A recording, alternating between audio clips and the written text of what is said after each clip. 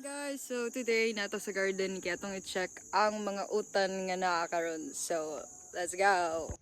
As you can see, natay kalabasa. So, na siya flower. Wala pa na siya guys. Pero, natubo na siya. Okay, so na natay kalabasa. Nagtubo na siya. And na siya duwa ka flower. See you soon, mga kalabasa. So, gana siya guys. Kalabasa ni siya tanan. And tagas na gid siya. Anong gipakatay man yung kalabasa ba? Pero mo na siyang design daw anak si mama. So sige na lang. Then atay string beans. Sheesh. Okay. So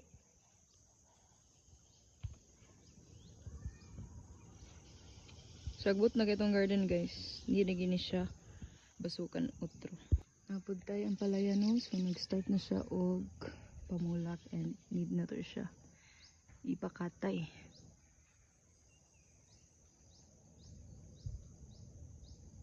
Okay. Dili.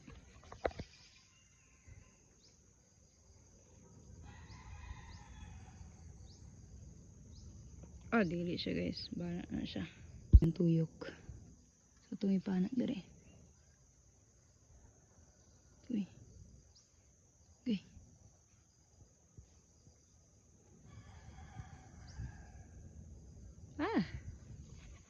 Sorry na talaga mother. Okay, marang di gid mo katay mong ampalaya. Okay.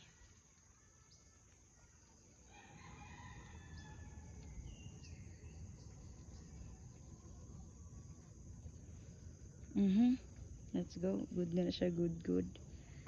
Pwede tayo kong titaps guys. Pero na kung nagit siya sa mga sagbot. Hindi siya magbasok. Napagikaon na ni sa ko ano. Mga insect. Pagdiri nga side na pagyapon ang atuang string beans. Okay. Ang ba nakutluan na ni guys. Ikutlo na sa akong papa. String beans. Kani oh. Ipo-upo na tanan sa akong papa guys. So marag mamatay na gina siya. On the side guys, kinatay okra. And na siya duha. And kanipod. Nanay duha. Duha po na siya kapunuan guys. Kailan mo ni guys. Ano siya mong dulaan sa una.